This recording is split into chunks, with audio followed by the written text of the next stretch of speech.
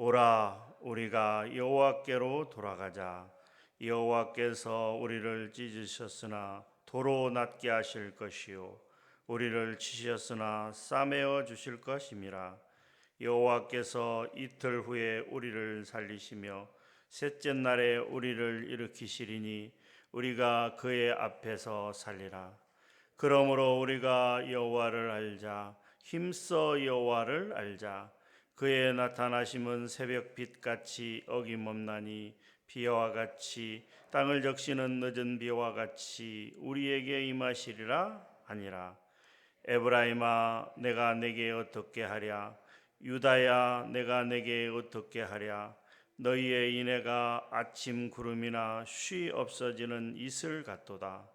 그러므로 내가 선지자들로 그들을 치고 내 입의 말로 그들을 죽였노니 내 심판은 빛처럼 나오느니라. 나는 인애를 원하고 제사를 원하지 아니하며 번제보다 하나님 아는 것을 원하노라. 그들은 아담처럼 언약을 어기고 거기에서 나를 반역하였느니라. 길르앗은 악을 행하는 자의 거울이라. 피 발자국으로 가득 찼도다. 강도 때가 사람을 기다림같이 제사장의 무리가 세감길에서 살인하니 그들이 사악을 행하였느니라. 내가 이스라엘 집에서 가증한 일을 보았나니 거기서 에브라임은 음행하였고 이스라엘은 더럽혀졌느니라. 또한 유다여 내가 내 백성의 사로잡힘을 돌이킬 때 내게도 추수할 일을 정하였느니라. 아멘. 앞서 호세아 5장 말씀을 보게 되면 이스라엘이 그들의 지은 죄로 말미암아 심판을 받게 될 것인데 그 대가가 정말 처절할 것이다. 또 그로 인해 극심한 고난을 당하게 될 것이다 라고 말씀하고 있습니다. 특별히 15절에서 보게 되면 그들이 그처럼 극심한 고난을 당함으로 말미암아서 그리고 자신들이 그 고난으로 인해서 하나님 앞에 회개할 것인데 그래서 하나님의 얼굴을 구할 것이다 라고 말씀하고 있습니다. 이어서 6장 1절에 보게 되면 이제 호세아 선지자는 이스라엘 백성들에게 여호와 하나님께 돌아가자라고 이렇게 이스라엘 백성들을 권면하고 있는 것을 볼 수가 있습니다. 비록 여호와께서 우리를 찢으셨으나 도로 낫게 하실 것이요 우리를 치셨으나 싸매어 주실 것이다 라고 이렇게 말씀하고 있습니다. 여기서 1절에 나타난 오라 라고 하는 뜻은 너희는 걸어가라 이런 뜻입니다. 무슨 말이냐면 죄악의 자리에서 벌떡 일어나 이제 적극적으로 하나님 앞에 나아가자 이런 뜻을 담고 있다라고 하는 것이죠. 우리가 돌아가자 이런 뜻은 5장 15절에서도 여호와께서 자기 곳으로 돌아갈 것임을 나타낼 때 사용한 단어라고 하는 것이죠. 그래서 이스라엘 백성들이 본래 있어야 될 곳으로 돌아가야 된다라는 사실을 강조하고 있는 것입니다. 2장 7절에서도 이 단어는 간음을 행한 여인으로 비유되는 이스라엘이 본 남편인 여호와께로 돌아감을 지적하는 데 사용된 단어이며 3장 5절에서도 이 단어는 이스라엘이 오랫동안 하나님을 떠나 있는 상태로 살아가다가 다시 그분께 돌아갈 것을 나타나는 데 사용된 단어입니다. 마치 고멜이 남편 호세아를 떠나 다른 남자에게 갔던 것처럼 이스라엘 백성들은 여호와 하나님을 따라 바알을 중심으로 한 이방 신들을 섬겼습니다. 그러나 그러한 우상 숭배의 죄악이 바로 하나님의 심판을 초래하게 되었다라고 하는 것이죠. 그래서 이제는 영적인 고향인 하나님께로 돌아가야만 하는 것입니다. 사실 하나님의 백성이 세상에서 방황을 하든 죄악을 하든 무슨 일을 벌이든지 간에 하나님께로 돌아가는데 방해되는 요소는 사실 아무것도 없습니다.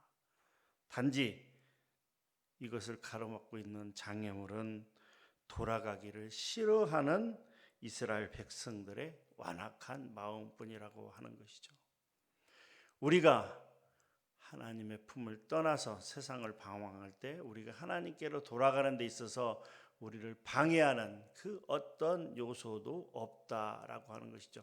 단지 우리가 마음을 돌이키고 우리가 회개하여 하나님께로 돌아가기만 하면 모든 것이 순리대로 진행되고 모든 것들이 다 풀릴 수밖에 없다라고 하는 것이죠.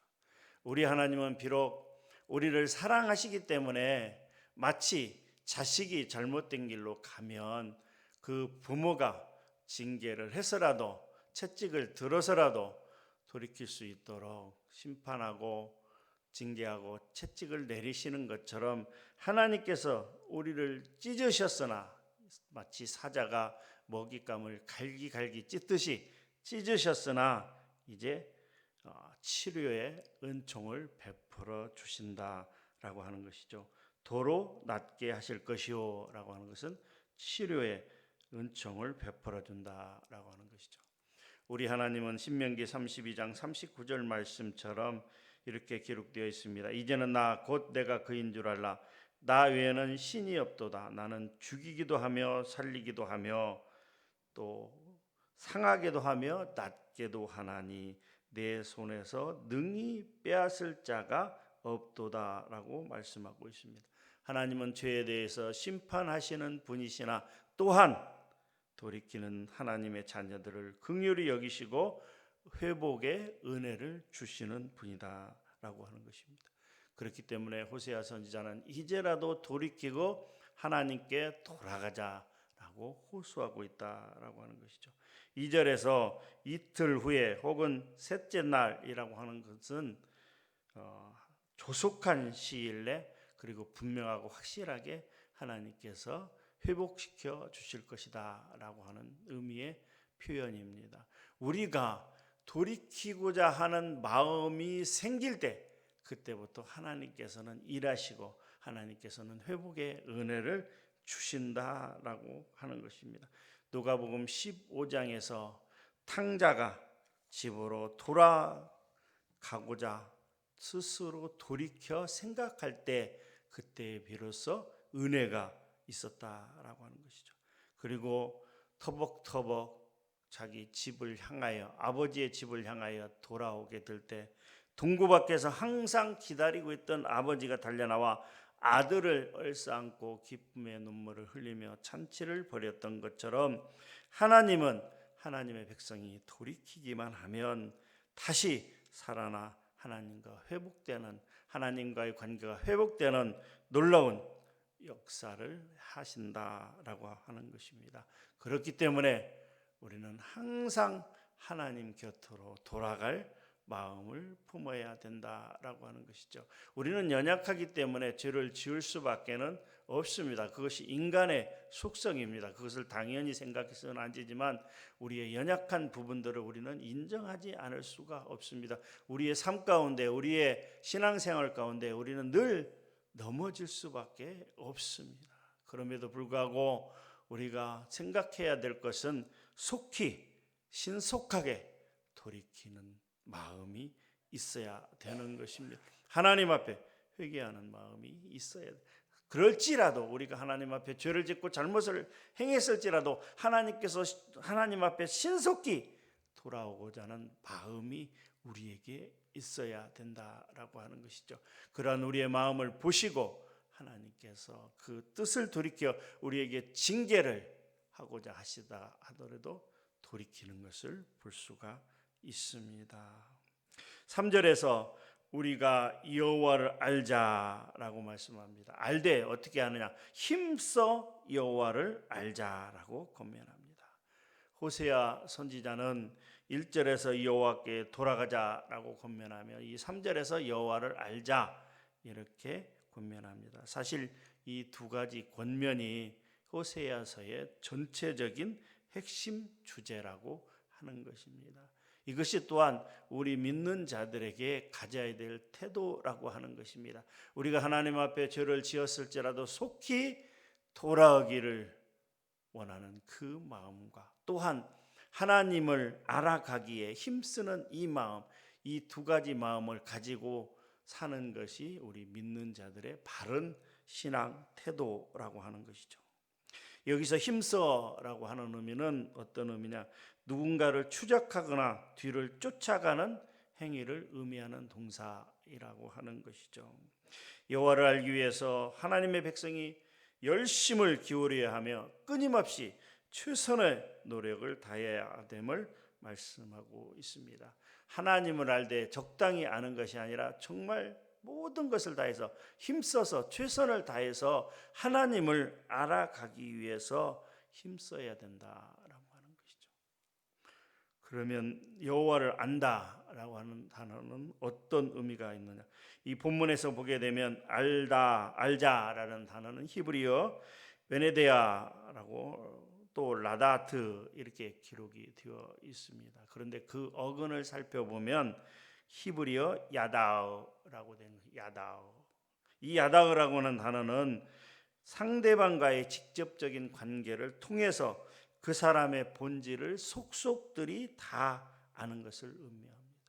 예를 들자면 사랑하는 남녀가 서로 사랑해서 결혼을 해서 부부가 되었습니다. 그리고 그 부부가 된 그들이 결혼 관계 속에서 서로를 전인격적으로 온전히 알 뿐 아니라 그리고 또한 성적으로 완전한 연합을 이루는 것을 의미하는 단어입니다.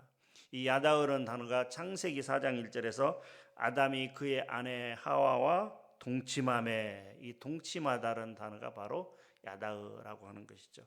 4장 17절에서도 가인이 아내와 동침하다 했을 때 이 동침하다가 야다흐라고 하는 것이죠.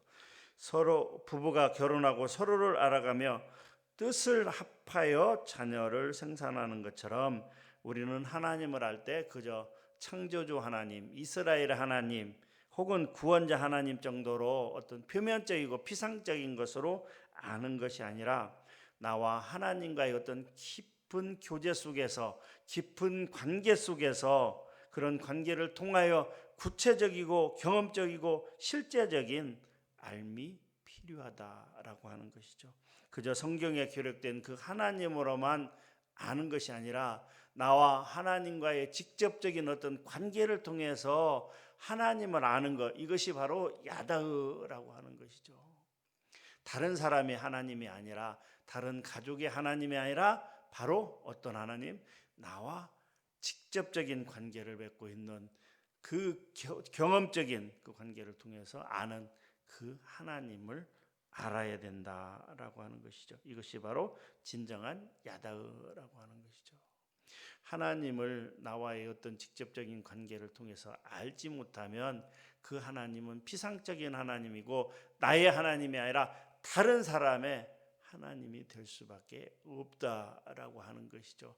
그 하나님을 알아가기 위해서 우리는 말씀, 성경 말씀을 통하여 혹은 찬양을 통하여 혹은 기도를 통하여 적극적으로 힘써 하나님을 알아가기 위한 노력이 필요하다라고 하는 것이죠. 그 하나님을 제대로 알 때 우리는 빗나가지 않고 우리는 어긋난 길로 가지 아니하고 악을 행하지 않을 수 있다라고 하는 것이죠. 6절에서 나는 인애를 원하고 제사를 원하지 아니하며 번제보다 하나님 아는 것을 원하노라라고 말씀합니다. 하나님은 하나님 자신과 이웃을 사랑하는 태도로 이스라엘이 진실하게 드리는 제사, 하나님 자신을 올바로 알고 드리는 제사를 원하신다라고 하는 것입니다. 하나님 앞에 돌이키지 아니하고 드리는 제사는 아무런 의미가 없으며 하나님을 제대로 알지 못하고 드리는 제사 또한 아무런 소용이 없다라고 하는 것이죠. 하나님은 먼저 하나님 앞에 지은 잘못을 죄악을 돌이키고 회개하는 마음으로 나와서 또 하나님을 진정 아는 그 야다흐 하나님을 진정으로 아는 그 마음으로 나와서 하나님이 무엇을 원하시는지 하나님의 뜻이 무엇인지를 알고 그리고 하나님 앞에 나와서 드리는 제사 예배를 받으신다라고 하는 것이죠. 단지 5장 6절에 기록된 것처럼 소떼나 양떼나 많은 제물을 들고 와서 하나님 받으시옵소서 그렇게 나는 예배를 드렸다라고 하는 태도는 하나님 앞에 좋지 못한 태도라고 하는 것이죠. 오늘날 썬데이 크리스찬들처럼 주일 예배 그냥 어쩌면 강제적으로 어쩌면 의무적으로 와서 드리는 예배를 하나님께서 진정 받으시겠느냐라고 하는 것이죠. 마음 없이 돌이키지 아니하고 또 하나님을 알지도 못한 때 드리는 예배는 그건 어쩌면 손에 피가 가득하여 드리는 제사일 수도 있고, 말라기 말씀처럼 더러운 떡을 하나님의 제단에 올리는 것과 마찬가지다라고 하는 것이죠. 사랑하는 성도 여러분, 우리도 하나님이 원하시는 것을 알지 못한다면, 하나님을 제대로 알지 못한다면, 하나님 앞에 죄악을 지은 채로 그 죄를 회개하지 아니하고 예배를 드린다면 그것도 또한 마찬가지로 더러운 예배요, 손에 피가 가득하여 드리는 제사일 수밖에 없다라고 하는 것이죠. 하나님은 영과 진리로 드리는 예배, 또한 감사함으로 드리는 예배, 흠이 없고 온전한 최상의 예물로 드리는 예배를 받으신다라고 하는 것이죠. 그런데도 6장 4절 이하의 말씀에 보게 되면 그들은 이러한 호세아 선지자의 그 권면에도 불구하고 돌이키지 아니하고 끊임없이 악을 행하는 것을 볼 수가 있습니다. 참으로 안타까운 사실은 이 죄악의 나락에 떨어져 가는데, 이스라엘 전체가 죄악의 구덩이에 떨어져 가는데 앞장선 사람들이 누구냐? 바로 제사장들이라고 하는 것이죠. 우리 9절 말씀만 한번 읽어보도록 하겠습니다. 9절 말씀 시작. 강도 때가 사람을 기다린 같이 제사장의 무리가 세겜 길에서 살인하니 그들이 사악을 행하였느니라. 아멘.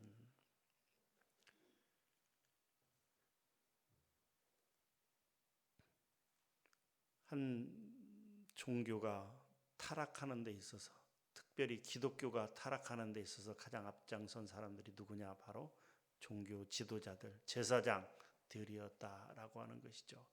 하나님의 말씀을 제대로 전해야 되고 백성들을 하나님의 길로 인도해야 될 제사장들이 어떠한 일을 빌었느냐? 바로 강도 때처럼 세겜 길에 올라오는 그러한 사람들을 죽여서 물건을 빼앗은 악을 행하였다라고 하는 것이죠. 중세시대 그 천주교의 교황들과 그 신부들이 악을 행함으로 말미암아 기독교가 무너지게 되었던 것처럼 오늘날 한국 교회가 이렇게 어렵고 힘들 수밖에 없는 가장 중요한 원인이 무엇인가? 한국 사회가 이렇게 그 윤리적으로 도덕적으로 또한 영적으로 타락할 수밖에 없었던 가장 중요한 이유가 무엇인가? 저는 교회 지도자들의 문제라고 생각이 되어집니다.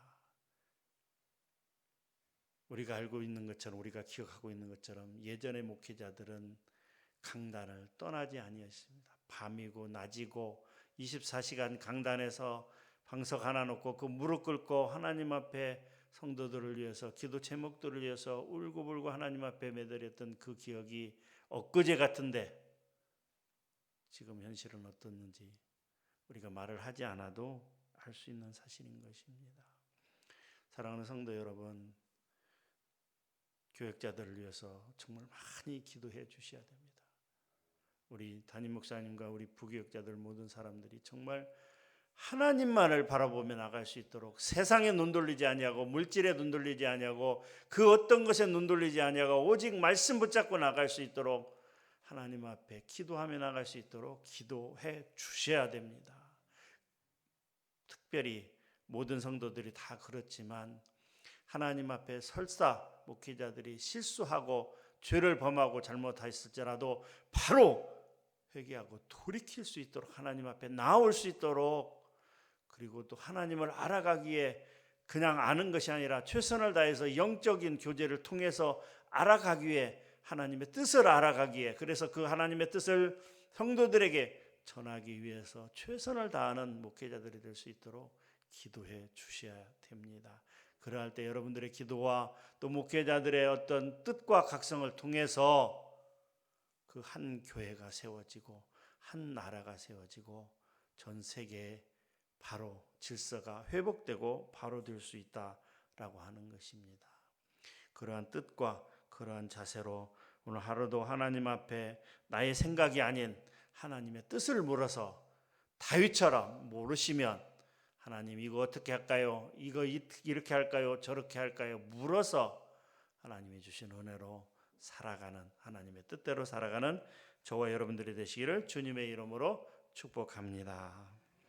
하나님, 오늘 호세아 6장 말씀을 같이 읽었고 또 그 뜻을 같이 나누었습니다. 이스라엘의 죄악 가운데 몸부림치던 호세아 선지자는 하나님께 나아가자, 하나님을 알자라고 호소하고 또 호소하고 있으나 이스라엘 백성들은 또 끊임없이 악을 행하는 것을 볼 수가 있습니다. 특별히 그들 중에서도 하나님의 제사의 직분을 감당한 제사장들이 하나님의 뜻을 버리고 자신들의 물질적인 야욕을 취하기 위해서 강도짓을 하고 사람을 죽이는 그런 행동을 한다고 오늘 말씀에 기록되어 있습니다. 하나님, 우리는 우리가 하나님 앞에 잘못을 저질렀을지라도 속히 돌이켜 회개하는 은혜가 있기를 원합니다. 그래야 잠깐 그 순간에 하나님을 떠나 있을지라도 속히 하나님 앞에 돌아오는 은혜가 있기를 원합니다. 또한 하나님을 알아가기에 최선을 다해서 힘쓰고 애쓰는 우리 모두가 되기를 원합니다. 오늘 하루의 삶 가운데 어떠한 일이 발생할지 우리는 알 수 없으나 그 어떤 상황 가운데서도 하나님을 의지하는, 그리고 말씀을 붙잡는, 그리고 하나님의 뜻대로 행하고 하나님의 뜻대로 나아가는 우리 모든 성도들이 될 수 있도록 축복하시고 인도하여 주시옵소서. 오늘 하루의 삶을 하나님 앞에 완전히 의지하고 맡깁니다. 하나님, 우리의 삶을 맡아주시고 우리의 삶 가운데 은혜를 베풀어 주시옵소서. 감사드립니다. 살아계신 예수님의 이름으로 기도하옵나이다. 아멘.